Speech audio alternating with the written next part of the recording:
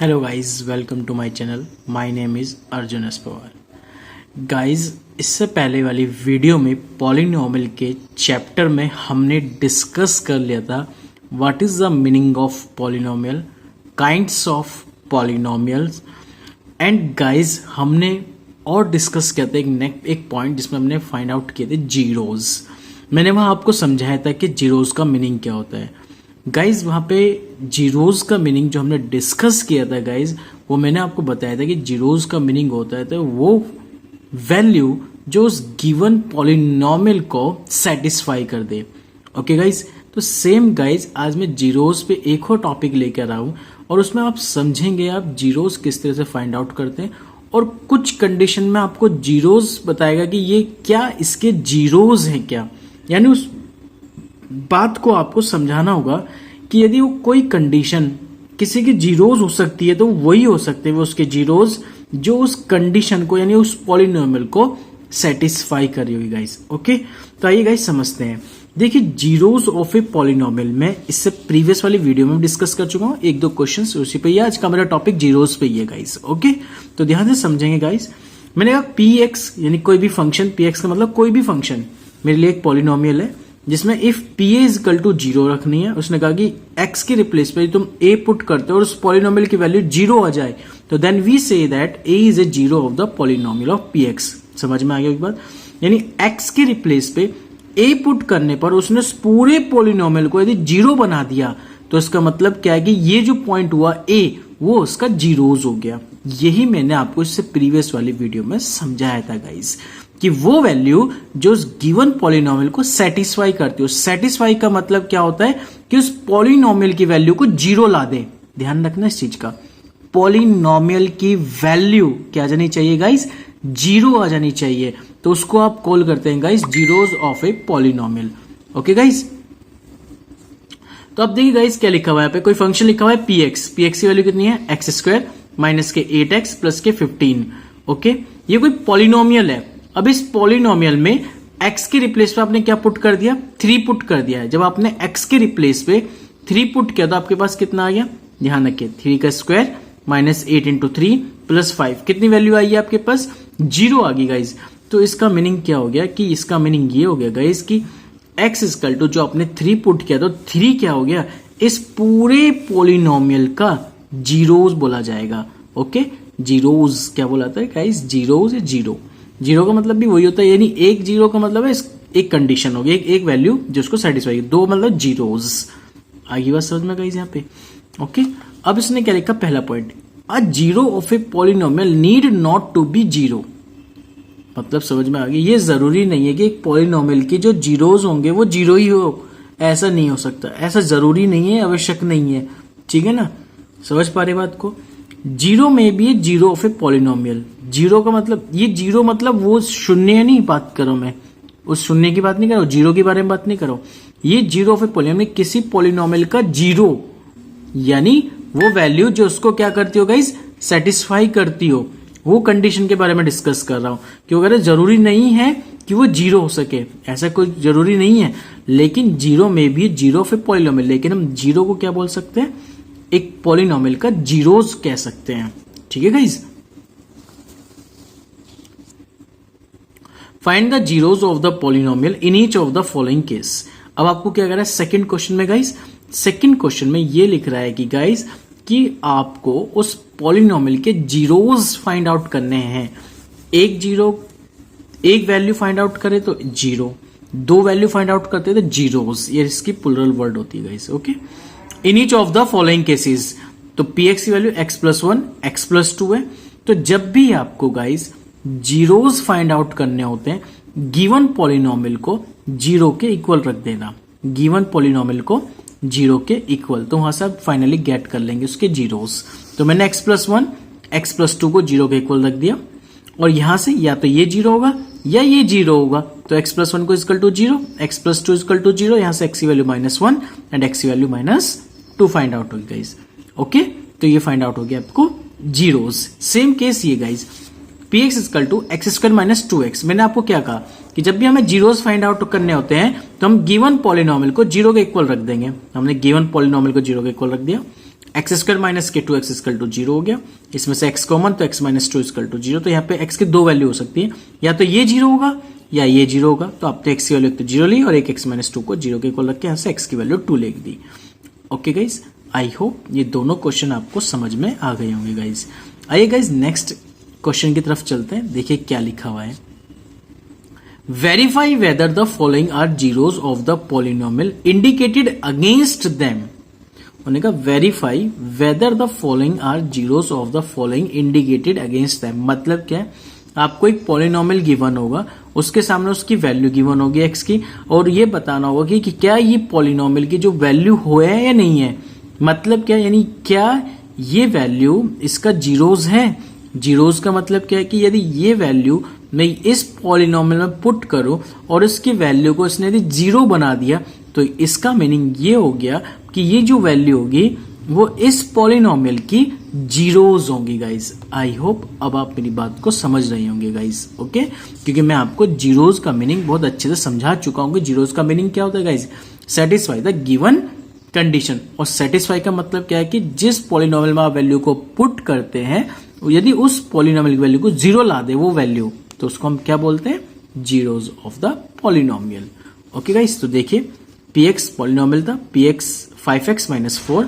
आपने x की जगह 4/5 पुट किया, यहाँ पे कीजिए, 5 से 5 कैंसिल, 4 माइनस 4 आएगा। 4 माइनस 4 की वैल्यू कितनी आएगी, 0। इट मीन्स गाइज जब आपने x के रिप्लेस में 4/5 पुट किया और उसकी वैल्यू कितनी मिल गई, 0, तो इसका मतलब क्या है कि ये इसका क्या आ गया गाइज, जीरोज हो गया। तो इसलिए मैंने लिख दिया यहाँ पे यस x इक्वल टू 4/5 क्या है, इस गिवन पॉलिनोमियल का जीरोज है। सेम केस गाइज ये है, px equal to 3x square minus 2, इसकी दो वैल्यू दी है, x इक्वल टू 2/√3 और एक माइनस 2/√3।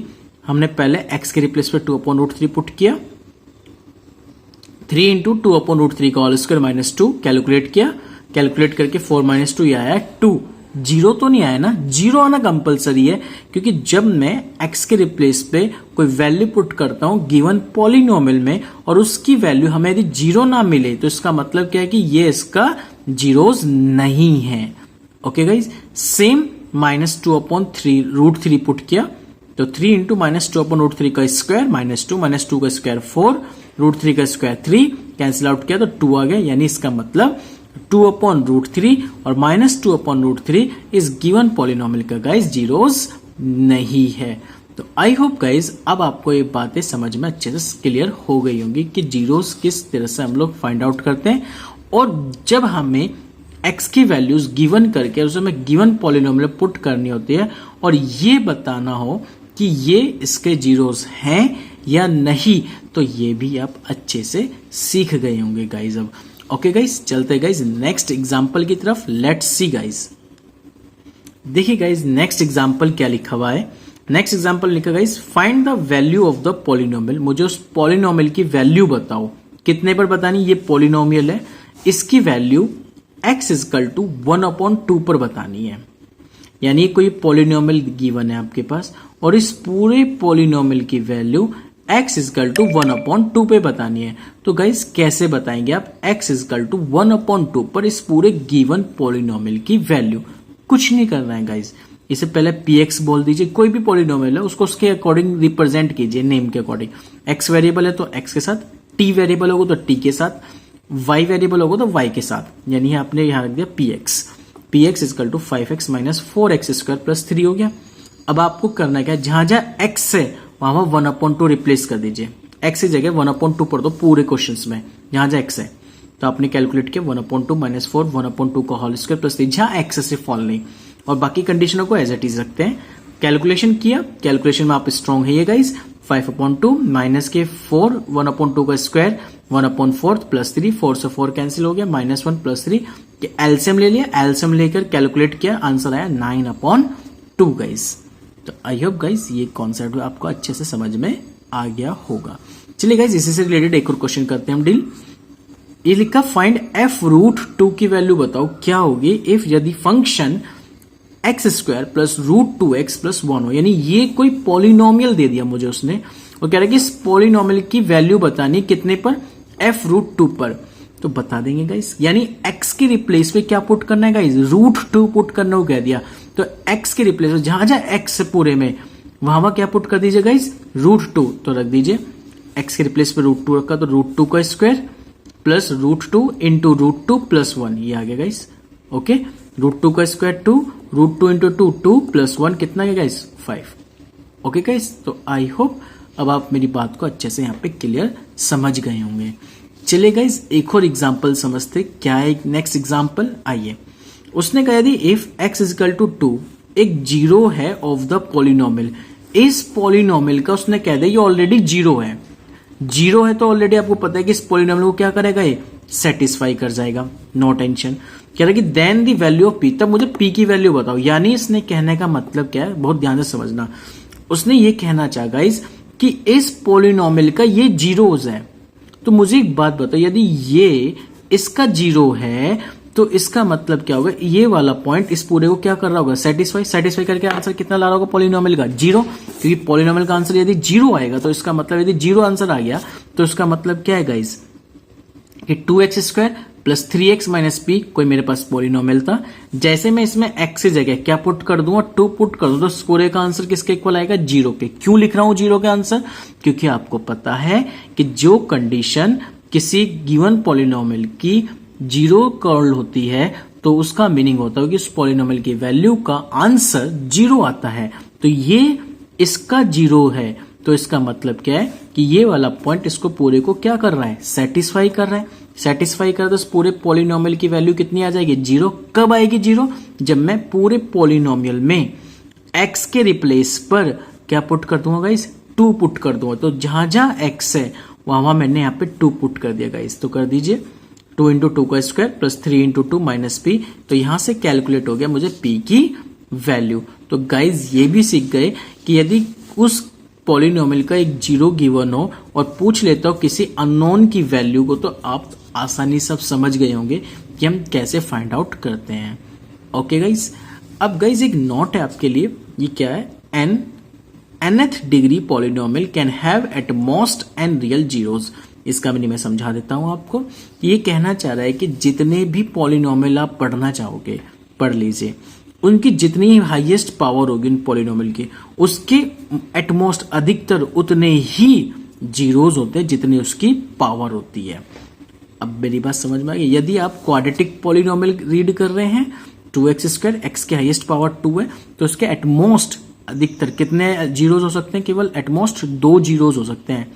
कम भले ही हो जाए पर अधिकतर 2 हो सकता है, अधिकतम 2 जीरोज, ठीक है ना, अधिकतम 2 हो सकते हैं, इसका मीनिंग ये है। तो इसलिए इस बात को समझा रहा है, यदि कोई पॉलिनोमियल n डिग्री का है तो उसके अधिकतम n जीरोज हो सकते हैं। ये इस पॉइंट को यहाँ पे रिप्रेजेंट कर रहा है गाइज। तो आई होप गाइज ये टॉपिक जो आज का मेरा लेक्चर नंबर 2 है, ये आपको बहुत अच्छे से समझ में आ गया होगा। गाइज नेक्स्ट वीडियो में रिमाइंडर थ्योरम पर लेकर आऊंगा, उसको बहुत ध्यान से समझेंगे गाइज। ओके गाइज, तो आज के लिए इतना ही। कोई डाउट है तो मुझे कमेंट बॉक्स में आप कमेंट कर सकते हैं। Thank you so much guys, thank you.